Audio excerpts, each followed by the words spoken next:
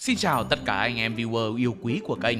Có bao giờ mọi người xem một bộ anime hay manga nào đó mà chỉ muốn xông thẳng vào màn hình chỉ để đấm một thằng nhói hay con ả nào đó trong thế giới 2D chưa?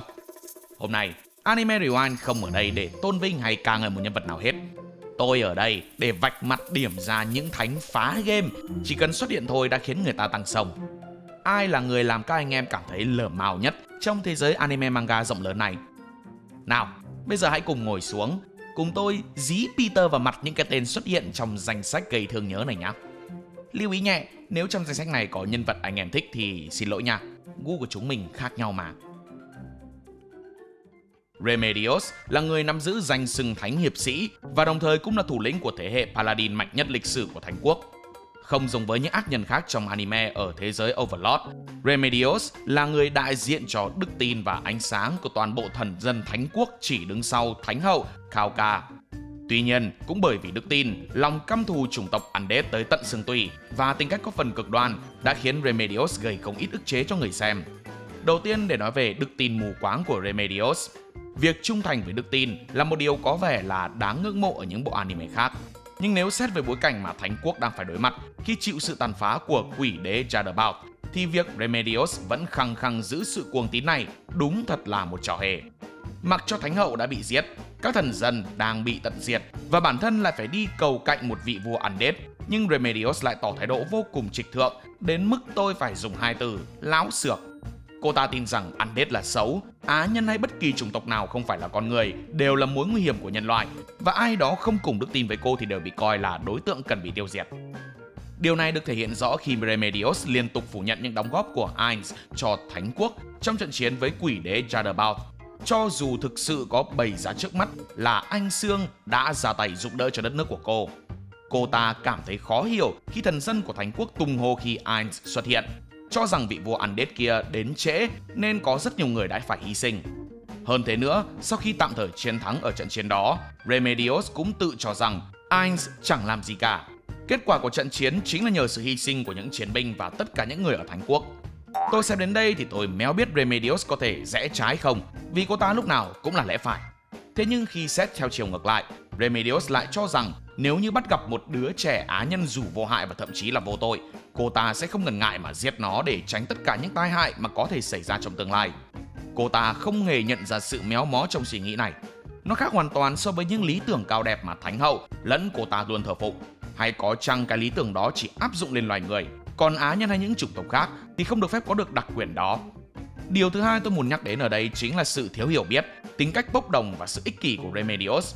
Việc lớn lên bên cạnh một người hoàn hảo như Thánh hậu Kauka có thể khiến chúng ta dễ dàng hình dung vì sao một người có sức mạnh vượt trội nhưng đầu óc đơn giản như Remedios lại được giữ chức đoàn trưởng.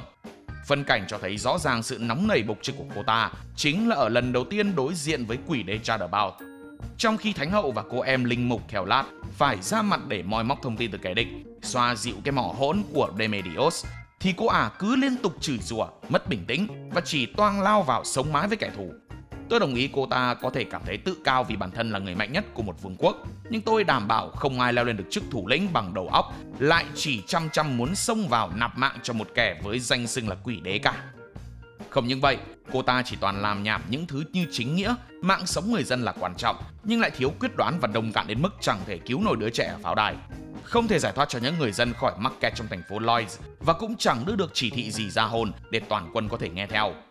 Và điều cuối cùng mà tôi chắc chắn rằng các fan của Overlord dường như phát điên với Remedios là sự khó ở và thượng đẳng của cô ta đối với cấp dưới và đặc biệt là người hộ vệ Neya.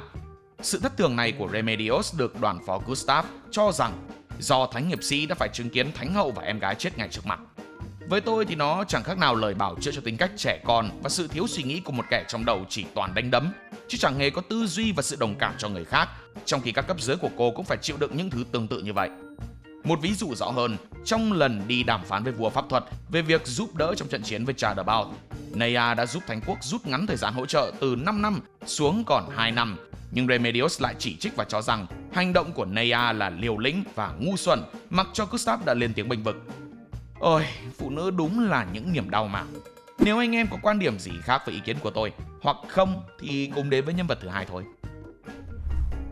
Nếu mọi người bảo cảm thấy ngạc nhiên khi mà một vị đại tá hải quân lại xuất hiện trong danh sách này thì xin cứ bình tĩnh. Tôi sẽ chỉ cho mọi người thấy những lý do mà tạ đá Kobe này gây khó chịu cực kỳ cho cộng đồng fan One Piece, hoặc không. Nói tóm lại là tôi thấy nó khá đáng ghét thế thôi.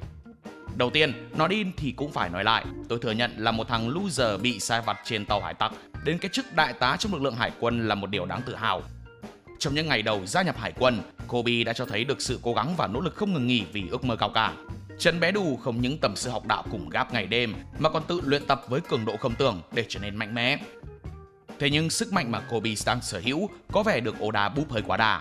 Xuất thân từ một đứa yếu ớt đến mức người xem phải lắc đầu vì độ nhát gan. Sau time skip ở chap 1080, Kobe xuất hiện với ngoại hình cao lớn, sức mạnh thăng cấp với haki quan sát cấp cao và cái danh xưng anh hùng hải quân có phần hơi khập khiễng, khiến nhiều người phải chấm hỏi rằng chú báo hồng này có đóng góp gì to lớn mà lại nhận được cái danh hiệu ngang ngửa với Cap.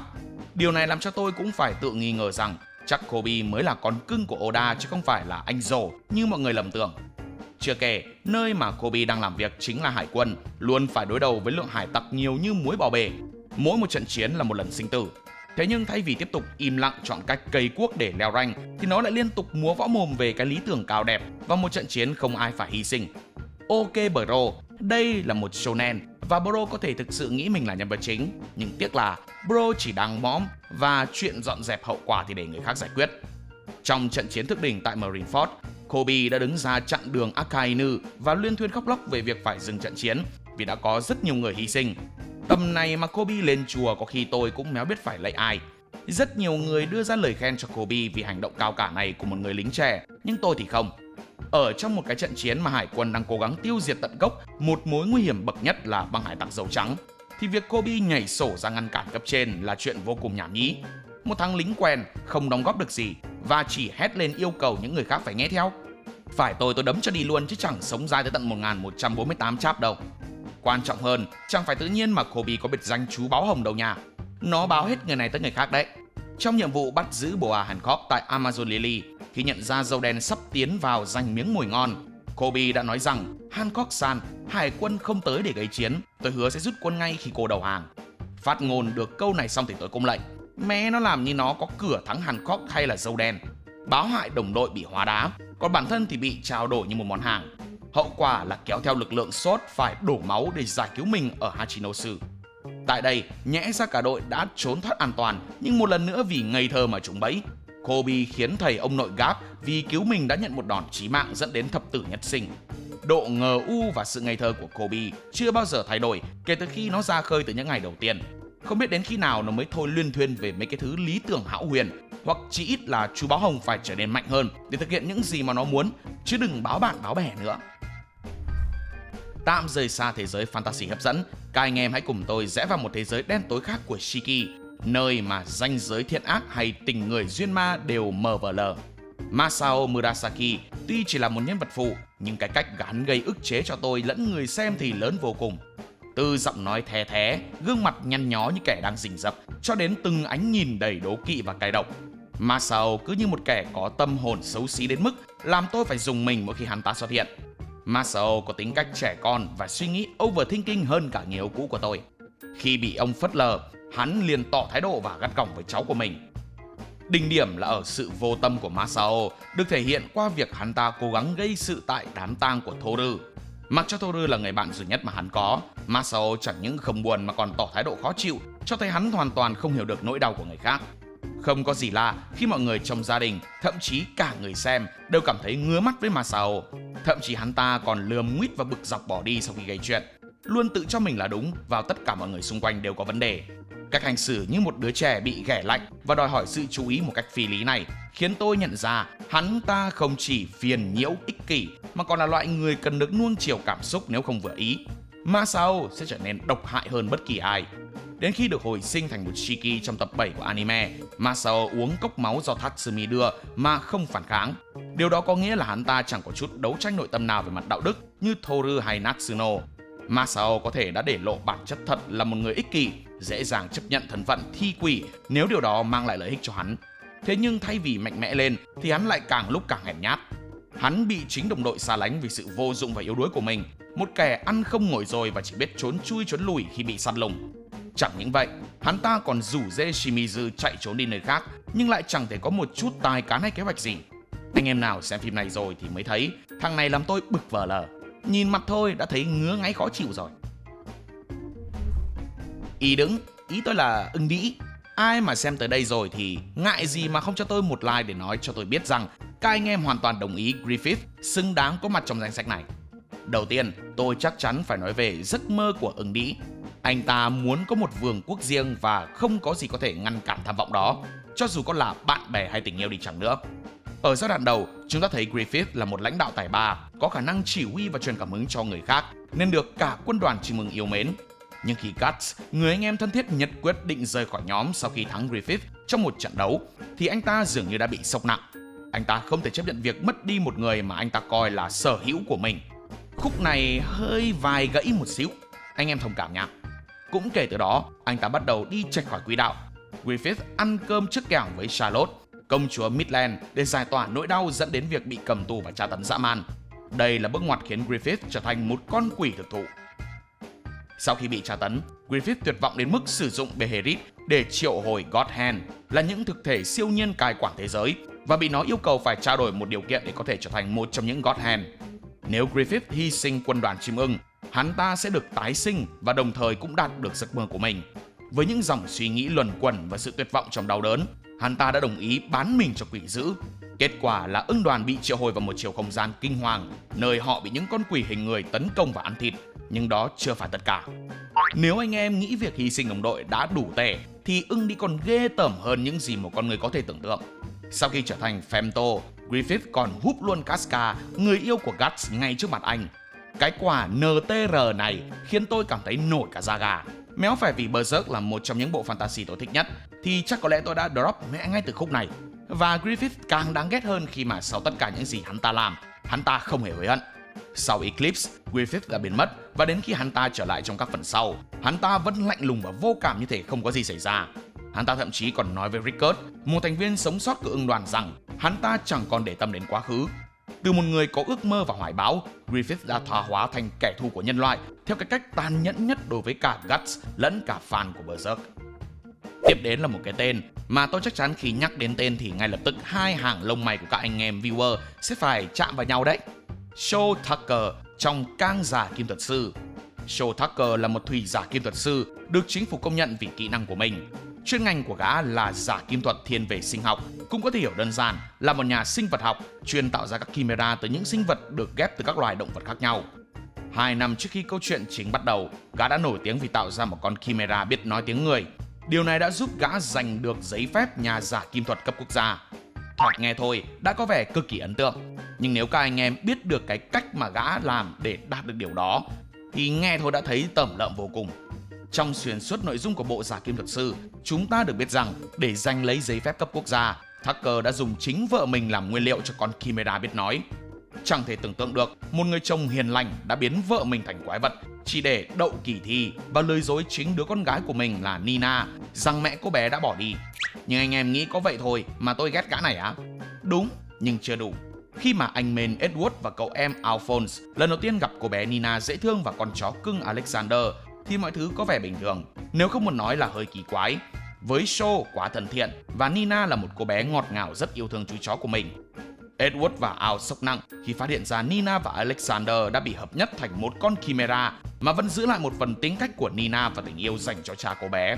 Đó là một cảnh khiến tôi cực kỳ phẫn nộ và có cảm giác y hệt như Edward, lao vào đánh Tucker túi bụi vì anh main nhà ta vốn đã có những sang chấn từ việc chuyển hóa con người. Chẳng những vậy, Tucker còn chưa bao giờ có một chút biểu hiện nào của sự hối hận trong tội ác do chính mình gây ra.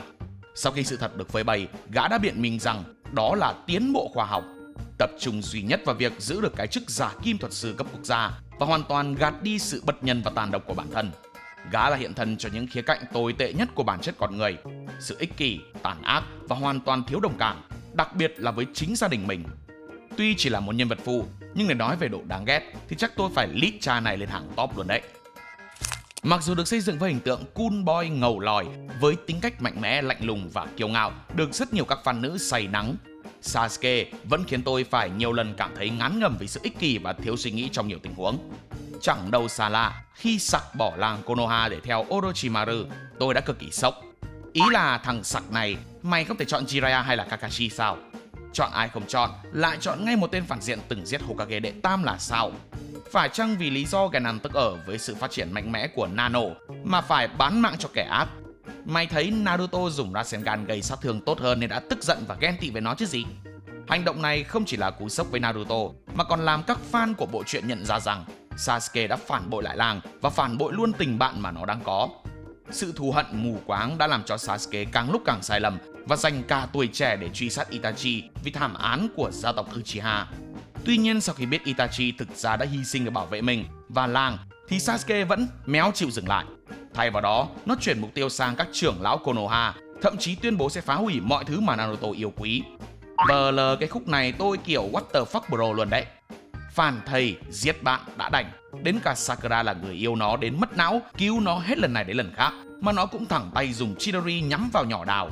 May mà thầy Kakashi xuất hiện kịp thời, chứ không thì fan Sakura có mà phải cúng đều đặn mỗi năm rồi. Từ hành động cho tới mục tiêu không có gì đồng nhất, tính tình và lối suy nghĩ đều bá chấm, làm không ít người phải lắc đầu. Cho dù cuối chuyện nó cũng đã quay đầu đi chăng nữa, thế nhưng sau ngần ấy việc mà nó gây ra thì tôi vẫn cảm thấy khó chịu về Sasuke mỗi khi xem lại Naruto. Đã ghét rồi thì có thở thôi cũng thấy ghét. Anh em confirm dùm tôi xem có đúng không nhá. Makoto Ito là cái thằng mà làm tôi muốn ném luôn cái laptop xuống 20 tầng nhà khi tôi xem bộ anime School Days, vì nó hội tụ tất cả những thứ mà tôi cảm thấy ghê tởm và rác rưởi nhất của một thằng con trai. Một học sinh trung học cực kỳ bình thường, ngoại hình nằm ở mức trung bình và tính cách thì nhút nhát và méo có tài năng gì đặc biệt. Makoto crush Kotonoha Katsura, một cô gái xinh đẹp nhất nhì trường. Vì quá ngại ngùng, cộng không đủ dũng khí để tỏ tình, Makoto đã được một cô bạn cùng lớp tên là Sekai làm bà mối. Mới đầu thì nghe có vẻ dễ thương, một bộ anime lát cắt đời sống trung học vui vẻ khi mà một anh chàng nhút nhát được bạn giúp đỡ để theo đuổi cờ rút. Nhưng khoan, anh em khoan, hãy cảm thấy cái thế giới trong School Days là một thế giới nhẹ nhàng đi. Mối quan hệ và những diễn biến sau đó của bộ anime này nó đạc bù bù lở mào quá độ, khiến tôi bị dắt đi lòng vòng từ hết tức giận này đến cay cú khác. Makoto méo phải là hoàng tử học đường nguyện làm tất cả vì em. Nó nhanh chóng hiện nguyên hình, từ một thằng ở đáy xã hội biến thành một gã cha nam khốn nạn, khiến bất kỳ đứa con gái nào bá vô nó đều phải khổ sở. Khi Makoto đã có mối quan hệ chính thức với Kotonoha thì đồng thời nó cũng lén lút với Sekai qua những lời biện minh như là học tập, chỉ dạy, giúp đỡ, bla bla bla. Học hành méo gì thằng Makoto với Sekai từ nắm tay hồn hít đến lên mẹ nó giường của nhau luôn, trong khi còn méo phải là người yêu. Hành động này không chỉ là sự phản bội với Kotonoha mà còn là cái tát vào mặt Sekai, người đã đặt niềm tin vào nó. Không những vậy, chỉ hai là chưa đủ.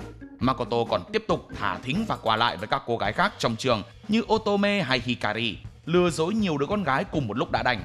Makoto còn cosplay G97, aka từ chối trách nhiệm của mình khi Sekai báo rằng mình đã mang thai con của nó. Rách còn được 5 triệu, chứ thằng này thì nó khuyên Sekai bỏ con mẹ luôn. VL, tôi mới hiểu được tư duy lẫn việc hết nhỏ này đến nhỏ khác bị nó hấp dẫn. Chắc do aura nhân vật chính quá mạnh nên những thứ khác đã bị lù mờ. Một lý do khác khiến tôi ghét Makoto là vì nó chưa từng bao giờ có suy nghĩ sẽ thay đổi. Trong nhiều bộ anime thường thấy, nhân vật chính có thể mắc sai lầm, nhưng sau cùng thì họ cũng sẽ học hỏi và trưởng thành theo thời gian. Nhưng Makoto thì không. Xuất phát điểm là một thằng loser, nó phát triển mẹ thành một thằng ích kỷ háo sắc, thao túng tâm lý người khác và không bao giờ biết hối lỗi. Thậm chí khi bị vạch trần, Makoto không cố gắng sửa sai mà vẫn tiếp tục múa mồm để yêu cầu Sekai phải rời xa mình. Nhưng ở đời đâu có miếng mồi nào là miễn phí. Makoto đã phải trả giá sau tất cả những gì nó làm. Sekai sau khi bị phũ và dần mất niềm tin đã quyết định tặng Makoto một xiên quà người. Hậu quả là thằng main cút và Sekai cũng được Kotonoha hẹn riêng lên sân thượng để tâm sự mỏng. Còn đoạn tâm sự âu yếm ra sao thì mời anh em thưởng thức bộ anime hấp dẫn kịch tính lát cắt đời sống này để hiểu lý do tại sao tôi ghét thằng này đến như vậy nhá. Rồi, anh hùng mít ướt đã đến rồi đây. Tôi cá là sẽ có rất nhiều ý kiến trái chiều khi tôi nói đến thanh cơ vùng Tokyo. Nhưng như tôi đã nói rồi, gu chúng ta khác nhau mà đúng không? Vậy thì lý do gì mà tôi lại ngứa mắt Takemichi đến như vậy? Lý do đầu tiên thì chắc chắn là do quá phế. Một thằng loser từ đáy xã hội đi lên lúc nào cũng bô bô cái mồm, nhưng thế méo nào lại cứ khóc lóc trong hầu hết các tình huống căng thẳng. Bị trẻ con bắt nạt cũng cúi đầu xin lỗi, khi Osama đánh cũng khóc, lở mào thực sự. Không chịu luyện tập để mạnh mẽ lên mà suốt ngày du hành thời gian để cứu gái rồi đi đánh nhau là cứ khóc, méo hiểu. Tiếp theo nữa là độ ngây thơ và ngờ u chắc cũng thuộc hàng top. Dù thể chất có yếu đi chẳng nữa thì chỉ ít cũng nên dùng não đi chứ thần đằng. Tôi xem mà cứ phải thốt lên rất nhiều câu hỏi thăm nhị vị phụ huynh, chỉ vì thằng này cứ nhảy sổ ra giữa trận chiến, cho dù biết là bản thân Mel đánh lại ai. Xong rồi sử dụng nước mắt chi thuật và van xin bí thuật để thông não đối phương, chứ Mel có một cái kế hoạch cụ thể hay chiến lược mẹ gì cả. Méo hiểu nổi tác giả xây dựng nhân vật này vô dụng đến mức như vậy để làm gì. Chí ít thì cũng cho nó trưởng thành và phát triển lên, kể cả về thể chất lẫn trí khôn, chứ đừng để fan suốt ngày tung hô rằng dù em bé yếu đuối nhưng có tinh thần mạnh mẽ, là một con người thực tế, trung thủy với cờ rút của mình. Tinh thần mạnh mẽ để trở thành vua lì đòn hả chơi. Tôi phải ngồi cân đo đong đếm xem Melo hay Light xứng đáng có trong danh sách này. Và sau cùng tôi đã chọn Melo, một chàng trai có mái tóc vàng bảnh bao, điệu bộ ngầu lòi, với cái tôi lớn hơn cả bộ não siêu phàm của anh ta thì có lý do gì khiến tôi khó chịu. Tôi sẽ bật mí ngay đây. Đầu tiên, phải nói là Melo không phải là người chơi theo luật lệ thông thường. Anh ta sẵn sàng làm bất cứ điều gì để đạt được mục tiêu, kể cả những việc mà ngay cả Light còn phải dè chừng, như bắt cóc Sayu Yagami, con gái của đại úy Soichiro Yagami, để ép lực lượng đặc nhiệm phải trao đổi Death Note cho anh ta. Melo không ngần ngại dùng cả gia đình của đối thủ để làm con tin, hòng đạt được mục đích. Sau khi có được Death Note, Melo còn ra lệnh giết hầu hết các thành viên của SPK, tổ chức do Nia lãnh đạo, chỉ để cản trở đối thủ và loại bỏ gián điệp. Đó là một động thái tàn bạo khiến cho tôi phải cảm thấy anh ta chẳng khác gì Kira cả. Một lý do khác khiến Melo bị ghét là cái tôi khổng lồ của anh ta. Melo luôn cảm thấy mình phải chứng minh rằng anh ta tốt hơn Nia, người được coi là thông minh hơn cả Wami's House. Khi được yêu cầu hợp tác với Nia để truy bắt Light, Melo thẳng thừng từ chối và rời khỏi Wami's House, tuyên bố rằng anh ta sẽ tự mình tìm ra tên sát nhân. Điều này giống như một đứa trẻ hất đổ bàn cờ vì không muốn chơi cùng người khác. Melo không chịu hợp tác, không chịu nhường bước và luôn nghĩ rằng mình phải là người số 1. Cái tôi quá lớn của Melo khiến anh ta trở nên bốc đồng và thiếu hợp tác, làm nhiều fan cảm thấy anh ta trẻ con và khó chịu. Đặc biệt, các fan của Nia chắc chắn sẽ không ưa nổi Melo vì sự ganh đua, và tôi cũng cảm thấy cực kỳ lờ ma vì sự ngang bướng của thằng cha này. Ngoài ra, Melo không chỉ hành động cực đoan mà còn có phong cách sống dị thường. Anh ta liên minh với mafia để tăng sức mạnh. Thử hỏi ai lại làm điều đó ngoài một kẻ muốn gây rắc rối. Lại còn liên minh để thực hiện kế hoạch bắt cóc và giành lấy Death Note nữa chứ. Tóm lại là tôi xem xong mà vẫn không thấy thằng này được xây dựng một cách bài bản, đạo đức thì không có, luôn cố gắng chứng minh mình hơn người khác. Phong cách sống thì luôn phải tạo drama, làm tôi nóng hết cả người. Nói đến Mao Chi, có lẽ không ai không nghiến răng ken két với con Bích nổi tiếng nhất nhì làng anime này. Ngay từ đầu, Mao Chi đã cho chúng ta thấy cô ta là một bà hoàng của sự cháo chờ và chờ chén. Mao Chi đã vu khống anh hùng Khiên Naofumi là đã cưỡng hiếp mình. Quá đen cho anh Khiên nhà ta, một chàng trai vừa mới bị triệu hồi đến một thế giới lạ hoắc, chưa kịp làm gì thì đã bị công chúa xinh đẹp này phá hủy danh dự hoàn toàn. Chỉ với một lời nói dối chờ chén mà Naofumi đã trở thành kẻ bị ghét bỏ nhất vương quốc Meromach, khiến anh hùng bị tước hết tiền bạc, bị tống cổ ra khỏi lâu đài và phải sống trong cảnh khốn cùng. Thế mà Mao Chi còn tỏ ra vô cùng ngây thơ, như thể cô ta là nạn nhân vậy. Không những chờ chén, Mao Chi còn nâng cấp hành vi của mình lên một tầng cao mới. Cô ta ra lệnh cho các hiệp sĩ giết chết chính em gái ruột của mình là Mel Chi, rồi vu khống cho anh hùng Khiên đã giết hại các hiệp sĩ và bắt cóc Mel Chi. Thế này thì gọi là gì nếu không phải là đỉnh cao của sự độc địa? Mao Chi không chỉ muốn giết em gái mình mà còn muốn kéo Naofumi xuống vũng bùn cùng mình. Chưa dừng lại ở đó, con ả này còn là một con sâu mọt gây hại cộng đồng cấp độ cao nhất nữa đấy nhá. Mao Chi đã phóng hóa rừng chỉ để loại trừ Mel Chi khi cô nàng chạy trốn vào trong rừng. Việc làm với IQ âm vô cực này không chỉ suýt giết chết Mel Chi mà còn đe dọa cả một ngôi làng gần đó. Naofumi và đồng đội phải chạy trốn trong hoảng loạn, và tất cả chỉ vì sự ích kỷ và độc ác của Mao Chi. Cuối cùng, để khi sự thật được phơi bày và Mao Chi cùng nhà vua phải ra tòa vì tội ác của họ, Mao Chi vẫn kiên quyết không thừa nhận lỗi lầm của mình. Cô ta vẫn tỏ ra ngạo mạn, như thể mọi thứ là lỗi của người khác. Xem đến đây thì tôi phải ngao ngán vì con ả này hết cứu thực sự. Tiễn nó đi xa tôi mới cảm thấy hả hê vì không phải nhìn thấy mặt con ả nữa đấy. Các anh em có thắc mắc, Dechim trong My Hero Academia là main, là biểu tượng của lòng dũng cảm, nhưng tại sao lại khiến tôi phải khó chịu? Khoan hãy phản bác, nghe tôi trình bày lý do cái nhá. Đầu tiên, cậu hero đầu xanh lá của chúng ta quá ư là yếu đuối và dễ tin người. Deku tha thứ cho Katsuki Bakugo, cái đứa mà đánh mình lên bờ xuống ruộng. Nói chung là kiếm chuyện mọi lúc mọi nơi một cách cực kỳ dễ dàng. Ở mùa 1, Bakugo từng bắt nạt Deku, thậm chí bảo cậu đi nhảy lầu, lời nói mà bất kỳ ai cũng sẽ ghim cả đời.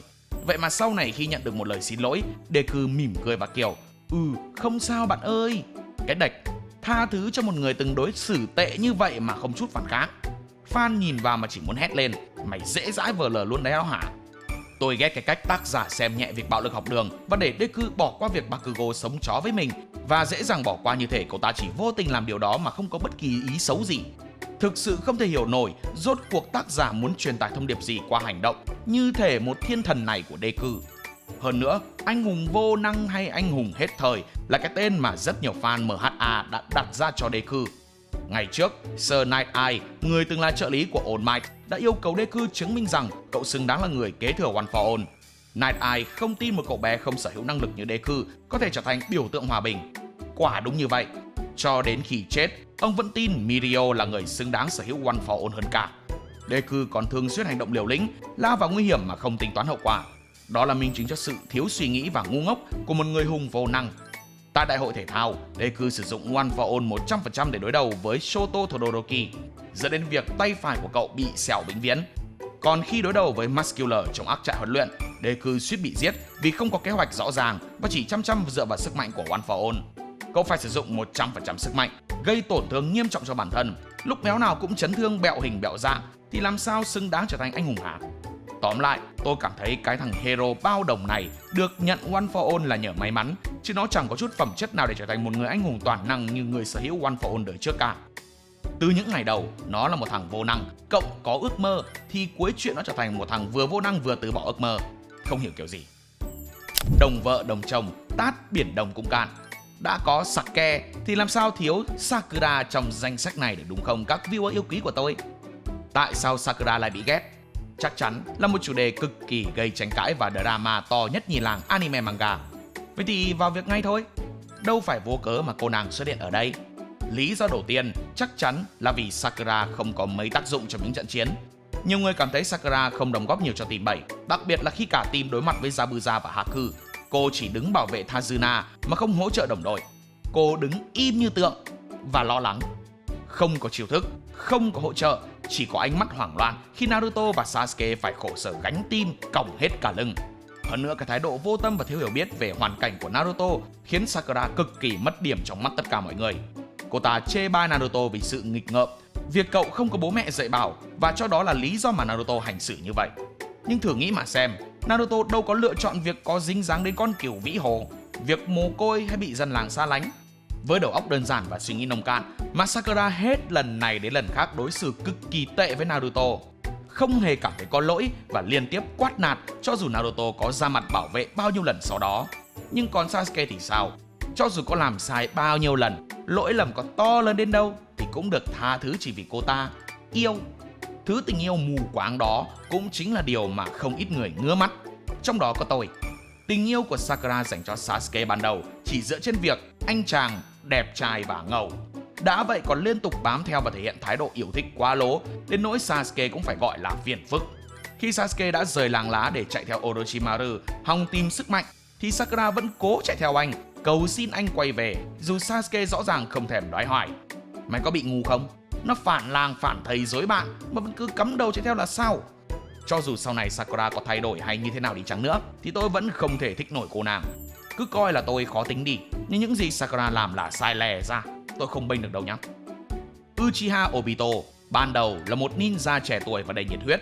Hắn đồng thời là bạn thân của Kakashi và thầm yêu cô nàng Rin. Hắn ta cũng mơ ước trở thành Hokage, nhưng sau khi chứng kiến Rin chết bởi chính tay Kakashi, Obito đã tụt dốc không phanh. Từ một cậu bé ngây thơ, hắn trở thành Tobi, kẻ đứng sau hàng loạt bi kịch trong Naruto. Tóm lại là tôi cảm thấy Obito chính là dây mờ dễ má của mọi drama xảy ra trong Naruto. Hắn ta đóng vai là chủ mưu trong vụ án gia tộc Uchiha. Obito tiết lộ với Sasuke rằng hắn là một trong những người sống sót sau vụ thảm sát của cả gia tộc. Nhưng sự thật cay đắng hơn, Obito đã giúp Itachi tiêu diệt cả nhà chỉ trừ Sasuke. Hắn ta không chỉ đứng nhìn mà còn trực tiếp ra tay, đặc biệt là tấn công lực lượng phòng vệ của tộc Uchiha.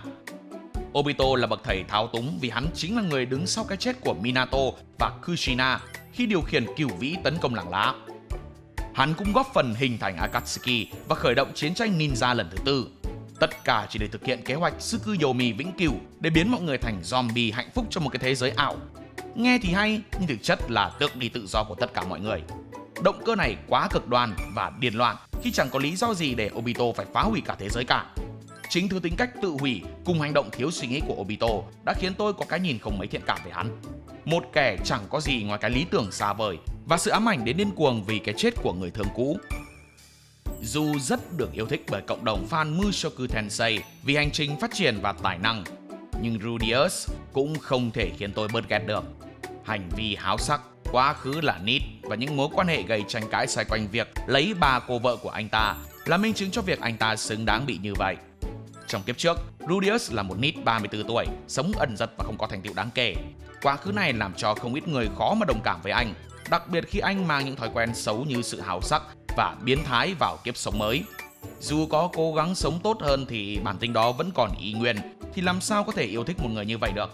Mang tâm lý của một người đàn ông 34 tuổi trong cơ thể trẻ con, Rudeus không ít lần hành xử như một thằng biến thái. Khi Rudeus lục lọi giỏ đồ bẩn và đội quần lót của Lilia lên đầu, khiến tôi cảm thấy cực kỳ khó chịu vì chẳng có chút phù hợp nào với một đứa trẻ cả.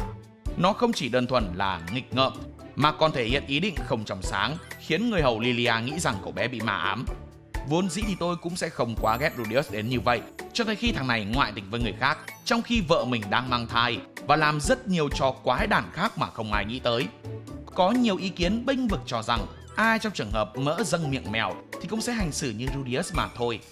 Thật luôn đó hả? Các bro nghĩ rằng cứ là gái thì thằng đàn ông nào cũng sẽ vồ vập tới hay sao? Bộ anime này làm mọi thứ rất tốt từ cốt truyện, xây dựng thế giới và sức mạnh, chỉ trừ nhân cách của nhân vật chính.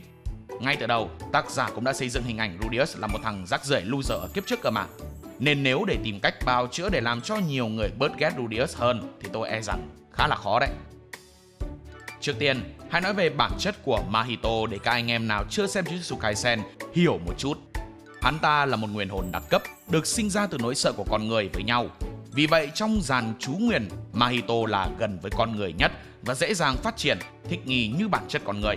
Điều này đã định hình nên tính cách của hắn, tàn bạo, trẻ con và thích đùa giỡn trên cảm xúc của người khác. Mahito không chỉ là một ác nhân thường thấy, mà là một kẻ thuần ác, không cần lý do gì cả. Không như những nhân vật phản diện khác có thể có quá khứ bi thảm hay động cơ rõ ràng, Mahito chỉ đơn giản là muốn làm ác nhân vì bản chất của hắn là như vậy. Mahito là một nguyền hồn luôn luôn cố gắng gây đau khổ một cách vô lý cho hầu hết những người mà hắn gặp. Ngay từ lần đầu xuất hiện, Mahito đi đến một rạp chiếu phim và giết 3 học sinh một cách dã man. Nhưng không chỉ dừng lại ở đó, hắn còn biến dạng cơ thể họ một cách đáng sợ trước khi kết liễu. Tiếp theo, Mahito còn thao túng Junpei khi cậu nhóc bị bắt nạt, rồi sau đó giết mẹ cậu ta và cuối cùng biến Junpei thành nguyền hồn và khiến Yuji phải xuống tay với bạn mình. Điều này đã để lại nỗi đau tinh thần cực lớn cho anh men nhà ta, cũng như cộng một lý do Mahito xứng đáng bị ghét. Tên Mahito này không chỉ hành động tàn độc mà còn thích chơi đùa với cảm xúc con người. Hắn ta coi cuộc sống như dòng nước chảy, không có giá trị và tin rằng nguyền hồn mới chính là con người thật. Suy nghĩ nông cạn và vớ vẩn này chính là lý do để hắn ta phạm tội. Một lý do không mấy chính đáng cho hạng tá tội ác, không giống các phản diện khác như Sukuna có quá khứ phức tạp. Nên sự tàn bạo của Mahito, đặc biệt là việc giết Nanami và làm bị thương Nobara, đã khiến hắn ta trở thành kẻ thù công khai của hầu hết các fan Jujutsu Kaisen. Tên ác linh Mahito chính là biểu tượng của cái ác thuần túy trong Jujutsu Kaisen, nên cho dù tôi có tấm lòng từ bi nhiều đến nhường nào thì vẫn không thể bỏ qua được cho hắn. Rồi, cảm ơn tất cả các anh em đã kiên nhẫn ngồi lại đến cuối video để cùng tôi xả giận với những nhân vật thuộc hàng tội đồ cảm xúc trong anime manga. Sau màn điểm danh những nhân vật khiến người xem chỉ muốn vứt luôn cái remote, đập bàn phím hoặc đơn giản là hét lên trời ơi cho nó biến dùm cái đi, thì tôi hy vọng anh em đã thấy lòng mình nhẹ nhõm phần nào. Đây không phải là video để gây war đâu nhá. Nếu anh em thấy cái tên nào xứng đáng bị ném đá xây biệt thự mà tôi lỡ bỏ sót thì xin mời comment xuống dưới. Tôi sẽ nghiêm túc ghi vào sổ thù vặt để cho lên sóng vào lần sau. Còn giờ thì đừng quên like video để lan tỏa sự công bằng trong thế giới anime, share để giúp bạn bè giải tỏa cảm xúc và subscribe kênh Anime Rewind để mỗi tuần lại cùng nhau trừ đồng một cách văn minh. Còn giờ thì tạm biệt nha các anh em viewer yêu quý. Tôi đi thiền một tí chứ làm video này xong tăng sông thật rồi đó. See ya.